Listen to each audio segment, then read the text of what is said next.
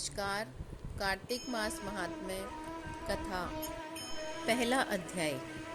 नैमिषारण्य तीर्थ में श्री सूत जी ने 88,000 सनकादिक ऋषियों से कहा, अब मैं आपको कार्तिक मास की कथा विस्तार पूर्वक सुनाता हूँ, जिसका श्रवण करने से मनुष्य के सभी पाप नष्ट हो जाते हैं और अंत समय में वैकुंठ धाम की प्राप्ति होती है। श्री सूत जी ने कहा, श्री कृष्ण जी से अनुमति लेकर देव ऋषि नारद के चले जाने के पश्चात सत्यभामा प्रसन्न होकर भगवान कृष्ण से बोली, हे प्रभु, मैं धन्य हुई, मेरा जन्म सफल हुआ।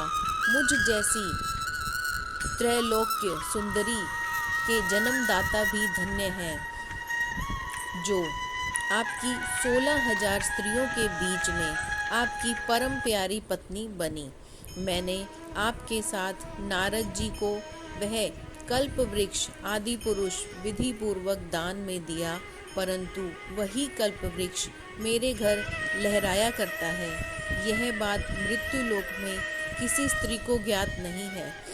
हे त्रैलोकीनाथ, मैं आपसे कुछ पूछने की इच्छुक हूँ। आप मुझे कृपया करके कार्तिक महात्म्य की कथा विस्तार पूर्वक सुनाइए, जिसको सुनकर मेरा हित हो और जिसके करने से कल्प पर्यंत भी आप मुझसे विमुख ना हो। श्री सूत जी आगे बोले, सत्यभामा के ऐसे वचन सुनकर श्री कृष्ण ने हंसते हुए सत्यभामा का हाथ पकड़ा और अपने सेवकों को वहीं रुकने के लिए कहकर विलास युक्त अपनी पत्नी को कल्प वृक्ष के नीचे ले गए। फिर हंसकर बोले, हे प्रिय, 16,000 रानियों में से तुम मुझे प्राणों के समान प्यारी हो। तुम्हारे लिए मैंने इंद्र एवं देवताओं से विरोध किया था। हे कांते, जो बात तुमने मुझसे पूछी है उसे सुनो। एक दिन मैंने तुम्हारी इच्छा पूर्ति के लिए गरुड़ पर सवार होकर इंद्रलोक जाकर कल्प वृक्ष मांगा। इंद्र द्वारा मना किए जाने पर इंद्र एवं गरुड़ में घोर संग्राम हुआ और गोलोक में भी गरुड़ जी का गौओं से युद्ध हुआ। गरुड़ की चोंच से उनके कान एवं पूंछ कटकर गिरने लगे, जिससे 3 वस्तुएं उत्पन्न हुई। कान से तंबाकू, पूंछ से गोभी और रक्त से मेहंदी बनी। इन तीनों का प्रयोग करने वाले को मोक्ष नहीं मिलता। गौओं ने भी क्रोधित होकर गरुड़ पर वार किया, जिससे उनके 3 पंख टूटकर गिर गए। इनके पहले पंख से नीलकंठ, दूसरे से मोर और तीसरे से चकवा चकवी उत्पन्न हुए।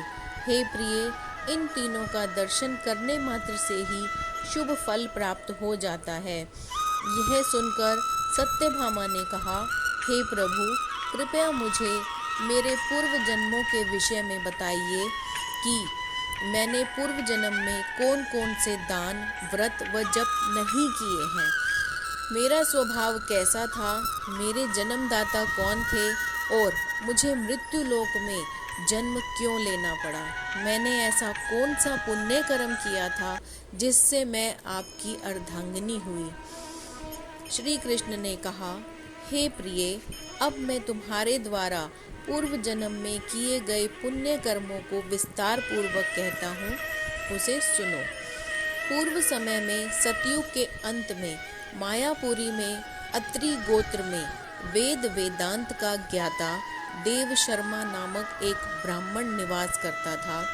वह प्रतिदिन अतिथियों की सेवा, हवन और सूर्य भगवान का पूजन किया करता था।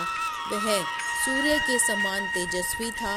वृद्धावस्था में उसे गुणवती नामक कन्या की प्राप्ति हुई। उस पुत्रहीन ब्राह्मण ने अपनी कन्या का विवाह अपने ही चंद्र नामक शिष्य के साथ कर दिया। वह चंद्र को अपने पुत्र के समान मानता था और चंद्र भी उसे अपने पिता की भांति सम्मान देता था। एक दिन वो दोनों कुश व समिधा लेने के लिए जंगल में गए। जब वो हिमालय की तलहटी में भ्रमण कर रहे थे, तब उन्हें एक राक्षस आता हुआ दिखाई दिया।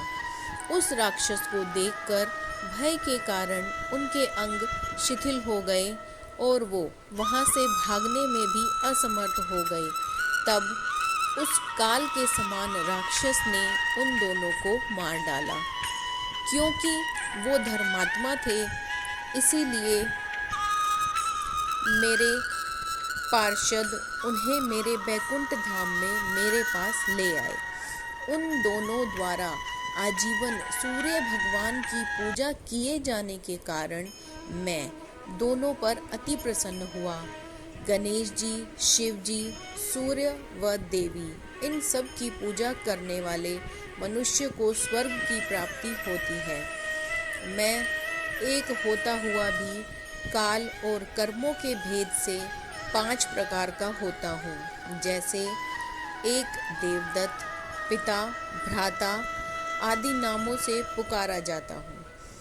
जब वे दोनों विमान पर आरूढ़ होकर सूर्य के समान तेजस्वी रूपवान चंदन की माला धारण किए हुए मेरे भवन में आए, तो वो दिव्य भोगों को भोगने लगे।